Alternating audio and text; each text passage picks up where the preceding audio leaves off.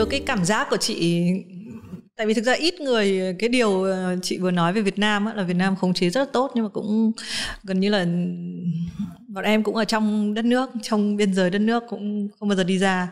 Cái không việc đi ra mà ngoài di được. chuyển, đúng rồi.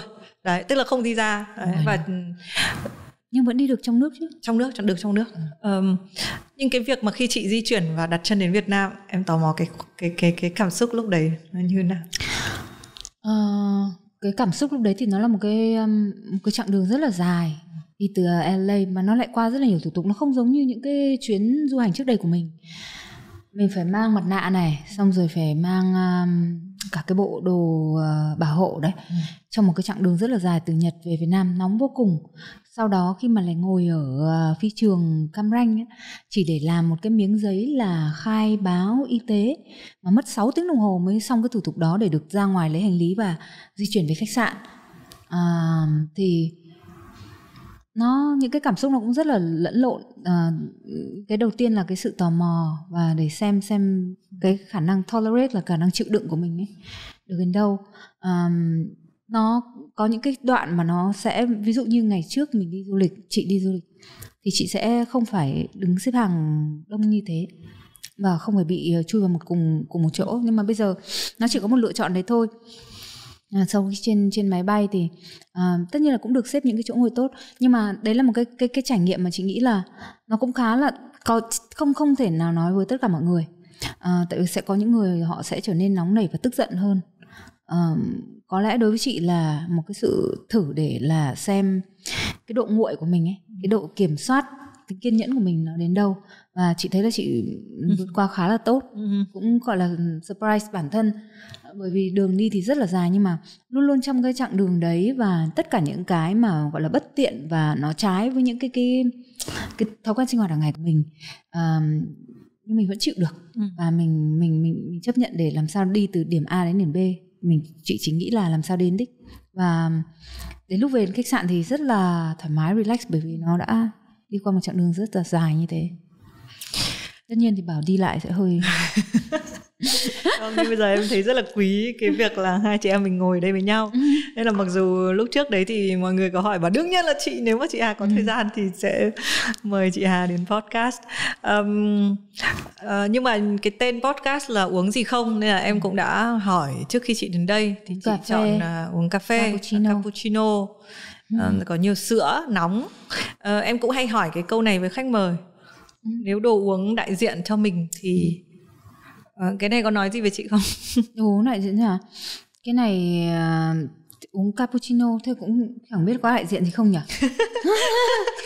Tại vì thực ra nếu mà thức uống thích hơn ấy thì làm cái ly cà phê macchiato.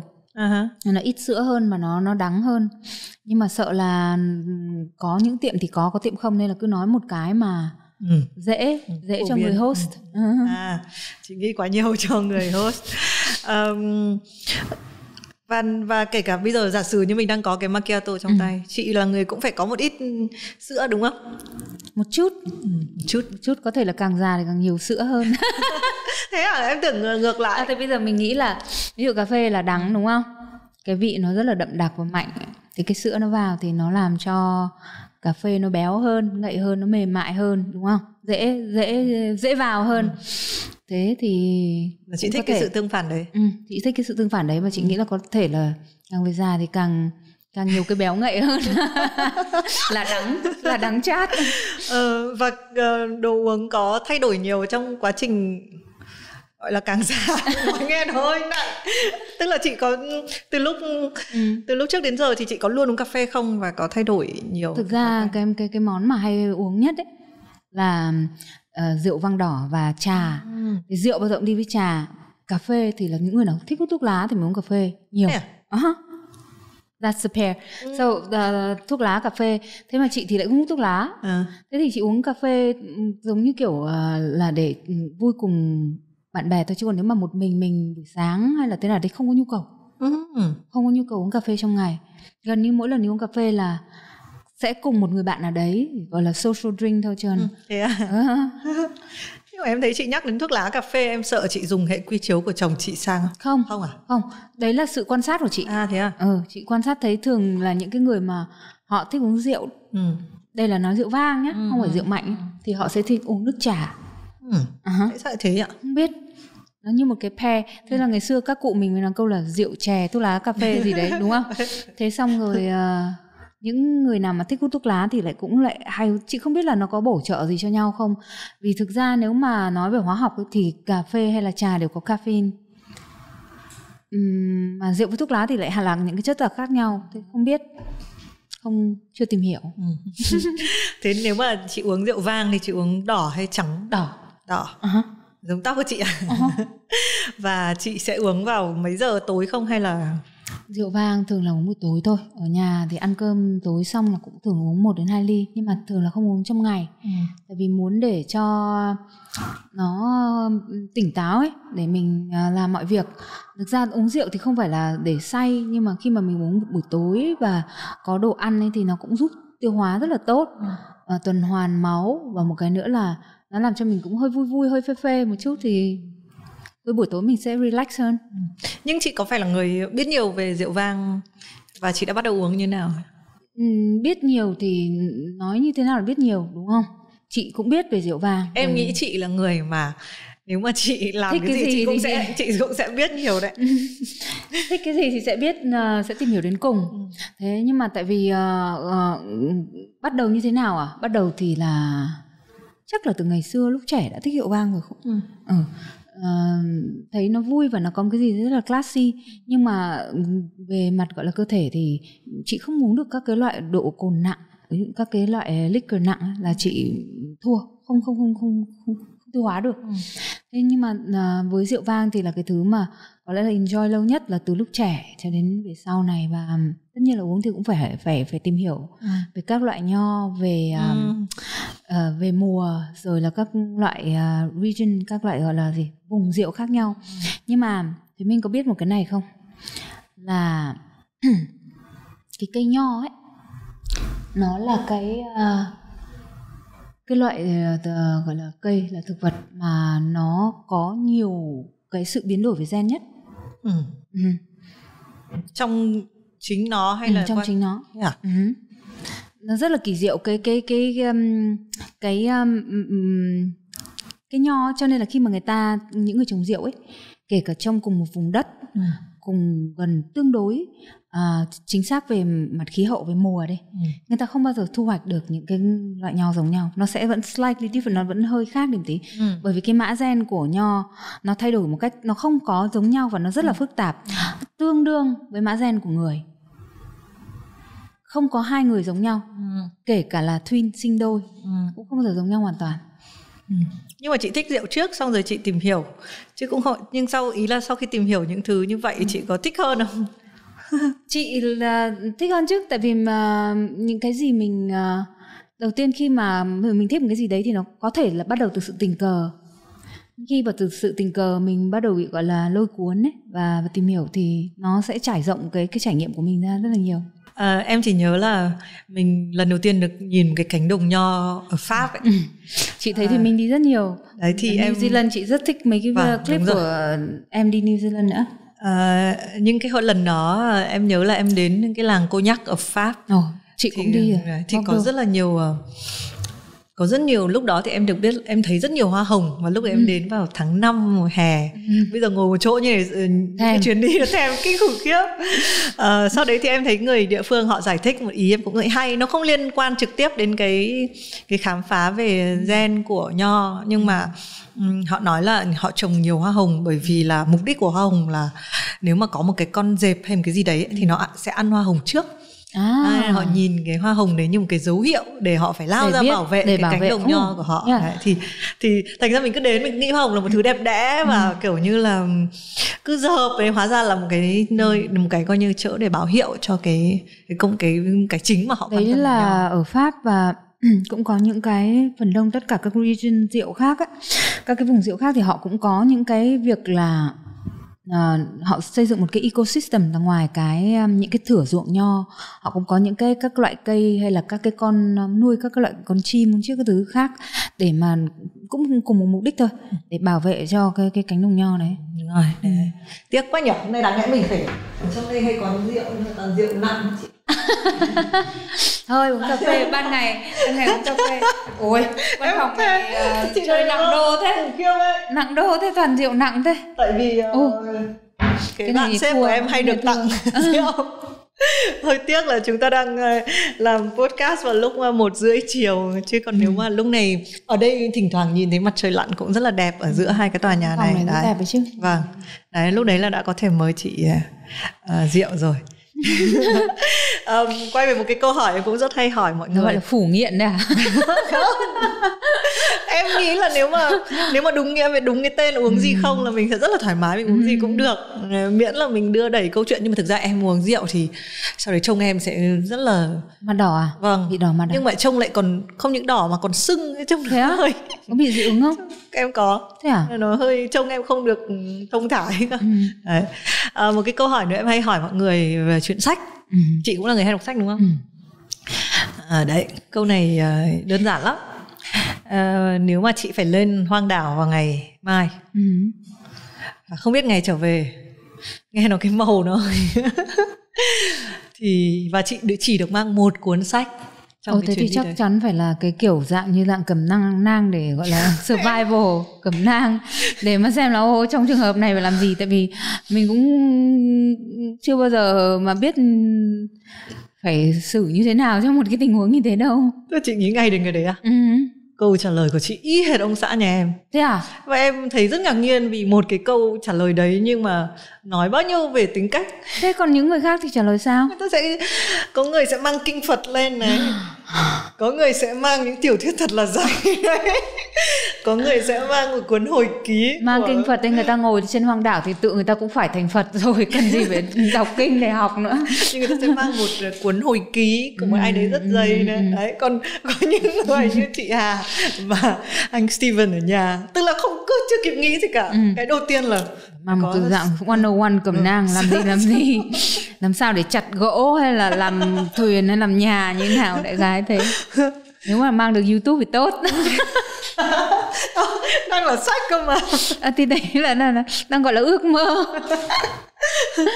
Nhưng mà nhá, Steven và chị đều là, chị cũng nói chị là introvert đúng không? Là người hướng nội, đều cũng là dreamer đúng không? Cũng hay mơ. Thế nhưng mà trong một cái tình huống như vậy thì lại rất thực tế đúng không? Rất thực tế. Tại sao nhỉ? Giống như là nếu mà có đại dịch thì chọn làm gấu mút chân, nhưng mà lại lao từ một chỗ rất xa về một chỗ này. Mâu thuẫn nhỉ? Chị nghĩ là chị cũng rất là thực tế đấy. Dreamer thì là có lẽ đấy là một cái khái niệm thôi. Introvert thì chắc chắn là người sống hướng nội chắc chắn, nhưng mà chị người rất là thực tế. Tất cả những cái việc chị làm hay là kể cả đối với âm nhạc cũng thế, dù là những cái dự án nó điên rồ nhất, trong đấy nó vẫn phải có tính khả thi, tính thực nó phải có một cái gì đấy thực dụng ở trong đấy. Hoặc là nếu như nó không có một cái sự thực dụng nào ở trong đó để mà truyền tải được cái âm nhạc thì mình sẽ phải tìm cách để lồng ghép vào những cái phương tiện để mà đưa nó được đến với người nghe. Thì có lẽ là cái bản năng về sự gọi là thực tiễn ấy, nó đã xây dựng từ trong mình từ rất là nhỏ, tại vì rất là trẻ, tại vì có thể là vì mình là người luôn phải đương đầu với tất cả mọi việc một mình, cho nên nó lập thành như kiểu một lập trình ra một cái thói quen rằng là mình phải suy nghĩ một cách nó thực tế hơn. Nhưng mà từ nhật thực này xong đến bản nguyên này thì là chị sẽ chọn là mơ trước xong thực tế sau, hay là nó diễn ra cái nào cũng mơ đấy chứ. Nếu mà tức là mơ trước trong, tức là về sản phẩm về âm nhạc ấy, nó nếu mà là những cái album mà kết hợp với những người khác thì nó là 50-50. Và nhiều khi những cái album như vậy nó lại dễ đưa đến với công chúng hơn, và mình cũng không đặt nặng cái vấn đề là tính concept, tính ý tưởng của album. Nhưng mà nếu mà đã là album cá nhân thì có lẽ là do tạng của chị luôn luôn đi vào những cái concept album. Cũng giống như anh Tuấn cũng vậy đúng không? Luôn làm concept, không bao giờ tránh được ra khỏi cái con đường concept cả. Không bao giờ có thể đủ là làm theo cách là nhặt các cái bài hát và xong nhét vào một chỗ. Thế thì cả nhật thực hay là cả bản nguyên nó đều là những cái giấc mơ.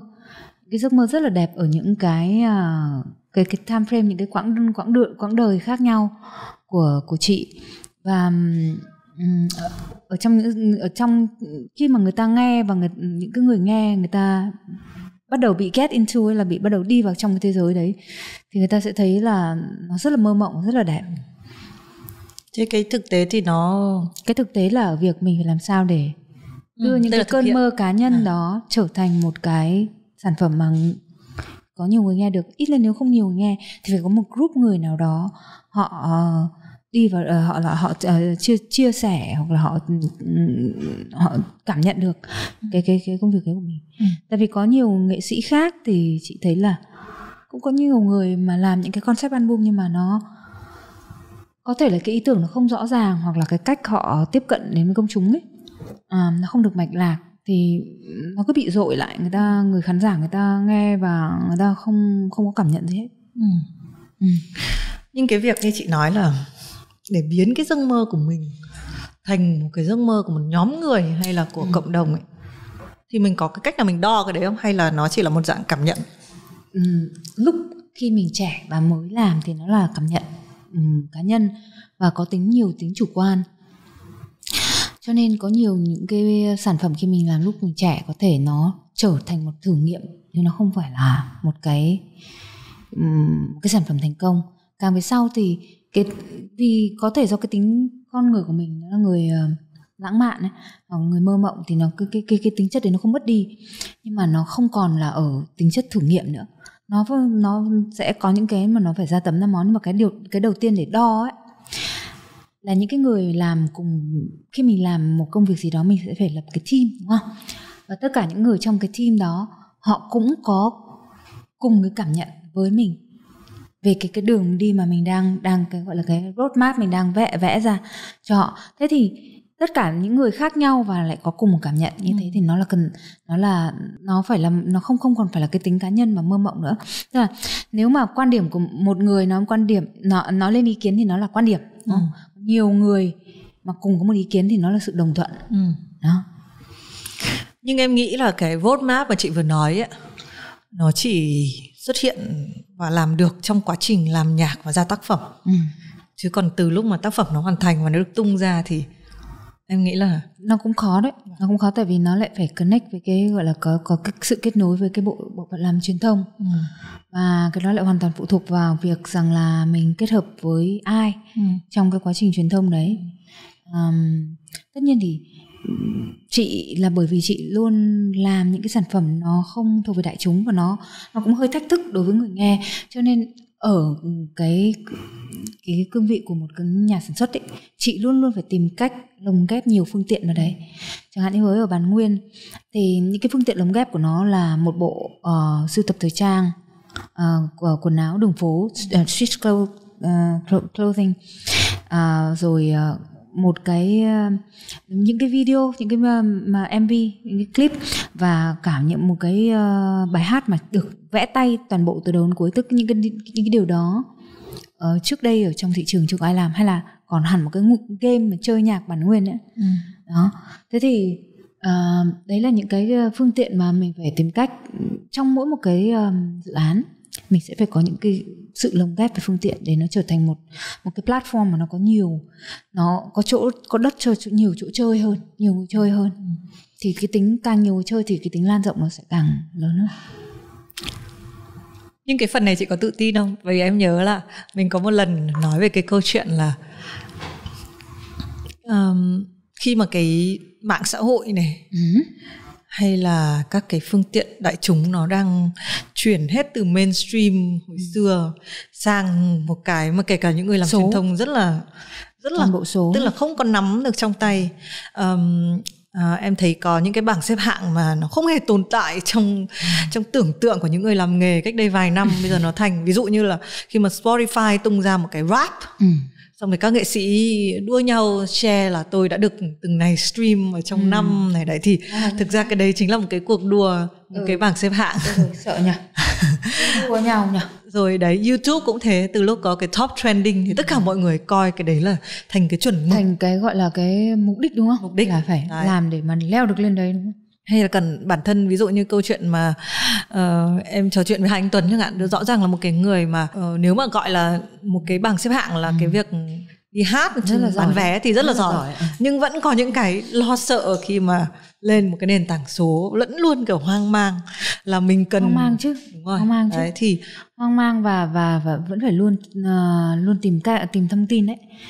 Có nghĩa rằng là khi chuẩn bị làm một việc gì thì sẽ phải tìm cách nạp đủ các cái thông tin đang diễn ra trên cái mặt bằng thị trường mình đang làm việc, để mà mình có những cái cơ sở để biết rằng là với cái ý tưởng của mình sẽ phát triển dựa trên những cái nền tảng platform nào, hoặc là dựa trên những cái cơ sở nào. Nhưng không có nghĩa rằng là mình sẽ, đối với chị thì những chuyện là cứ phải leo lên các bảng xếp hạng hay là phải đạt được những cái con số nó không có nhiều ý nghĩa. Tại vì bản thân những cái người mà khán giả của chị thì phần đông khán giả của chị là những người đã theo dõi chị từ nhỏ, tức là họ đã ở cái lứa tuổi mà họ không còn tham gia vào một cách nhiệt tình vào những cái mạng xã hội hay là những cái platform điện tử nữa. Đó. Thế nhưng mà cũng không có nghĩa rằng là nó sẽ không bảo kê cho sự thành công của dự án. Bởi vì những cái platform điện tử đó lại là cái công cụ để mà mình chỉ để truyền tải thông tin rằng là thông báo là tôi đang làm cái này, tôi đang có cái dự án này, và mình vẫn có những người follow, vẫn có người support mình, người ủng hộ mình. Em sẽ nhìn nó theo góc độ như này. Spotify, một cái lợi thế của cái nền tảng này là nó lưu lại những cái dữ liệu, những cái bài hát của chị. Và thực ra với một cái chặng đường làm nghề mà đã đi qua cực kỳ nhiều những cái, nhiều lắm đấy, thì thực ra cái nếu mà coi đấy là một tài sản ấy thì chị rõ ràng là người giàu. Tại vì chị đã có rất là nhiều, nên là những cái bạn mà vừa mới ra có thể các bạn có hit, nhưng mà làm sao mà cái tài sản, mỗi người lại chọn cách tích lũy tài sản một cách khác nhau, đấy, đúng không? Đấy thì nhưng em nghĩ là rõ ràng là cái tài sản của các bạn thì trẻ, theo chị thấy là bây giờ nó lại tích lũy cho các bạn nhiều về các con số, các số tiền các bạn thu được từ những cái sản phẩm của mình. Và nó cũng, theo đối với chị thì nó cũng rất là hay. Tại vì đi theo những cái con đường đó là họ liên tục phải bơm vào hình ảnh của họ, phải thổi phồng mình lên, phải bơm cái giá trị về mặt hình ảnh của mình lên, và nó sẽ cần rất là nhiều con số để làm điều đấy. Không, nhưng chúng ta mới nói cái đấy là em thấy YouTube thì đúng là như thế, bởi vì nhưng mà ví dụ em đang nghĩ mấy cái nền tảng nó chuyên về âm nhạc chẳng hạn, là chỉ nghe thôi hả? Đúng. Chị đang chưa thu tiền từ đấy à? Chưa. Tức là chị không biết là nếu mà cuối năm bao nhiêu người nghe chị. Thế bao nhiêu người follow thì biết ở trên các cái Spotify thì có bao nhiêu người follow thì mình có thể nhìn, nhưng mà bao nhiêu người nghe thì đúng là không biết. Không biết, mà cái đấy cũng là cái điểm yếu mà chắc là chị cũng đang xây dựng lại với lại ban quản lý. Vì các bạn ấy sẽ phải nắm về những cái việc đó để mình làm, để mà đẩy cái sản phẩm của mình. Còn đến như chị thì chỉ có thể là sản xuất ra các sản phẩm và tìm cách đưa nó ra thị trường thôi. Đấy thì đôi khi YouTube chẳng hạn thì nó chuyên biệt quá về việc hình ảnh. Nhưng mà một cái platform mà chuyên về nhạc, không chỉ YouTube đâu, ví dụ như những các bạn trẻ bây giờ mà mỗi cái sự xuất hiện ấy cũng là rất là nhiều về hình ảnh, đúng không? Rồi TikTok đấy, có những cái nền tảng nó quá ưa chuộng hình ảnh. Nhưng mà trong một cái nền tảng mà tập trung vào nhạc thì em vẫn nghĩ người giàu vẫn là người giàu. Người mà đã lao động nhiều năm thì cái sự tích lũy tài sản nó vẫn nằm ở đấy. Nó sẽ khác với những cái nền tảng mà nó đánh vào hình ảnh và nó cần cái gì mới và nhanh ngay lập tức. Bạn có thể nghe bản audio của podcast Have a Sip trên Spotify. Hàng tuần, chúng ta sẽ cùng ngồi xuống với một khách mời để nghe về những câu chuyện của họ.